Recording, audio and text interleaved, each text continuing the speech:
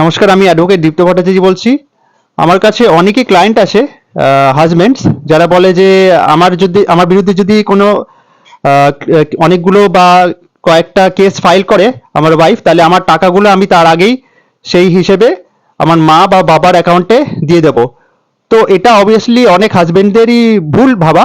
কারণ কি, এখন 2020-তে রজনীশ ভার্সেস নেহা কেসের পরে সুপ্রিম কোর্ট এই জাজমেন্ট দিয়েছে যে এখন যে ওয়াইফ বা হাজবেন্ডের যে ব্যাংক স্টেটমেন্ট সেগুলো সব কোর্টে দেখাতে হবে। 3 বছর আগের সেপারেশনে 3 বছর আগেকার যে ব্যাংক স্টেটমেন্ট সব ব্যাংকের যেখানে যেখানে অ্যাকাউন্ট আছে তাদের সেটা দেখাতে হবে। আর তার সাথে ইনকাম ট্যাক্স রিটার্ন, বিয়ের এক এক বছর আগেকার ইনকাম ট্যাক্স রিটার্ন, আর সেপারেশনের আগেকার এক বছরের ইনকাম ট্যাক্স রিটার্ন সেটাও দেখাতে হবে। তো এখন এই ট্যাকটিক্স গুলো বুঝেই এখন সুপ্রিম কোর্ট 2020-তে এই জাজমেন্টটা দিয়েছে এই কেসটা দেখে।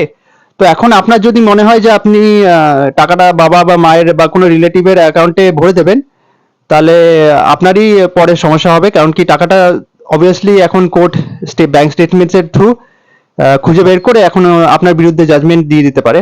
তো অবভিয়াসলি আমার এই ভিডিওটা পছন্দ হলে লাইক, শেয়ার আর সাবস্ক্রাইব করবেন।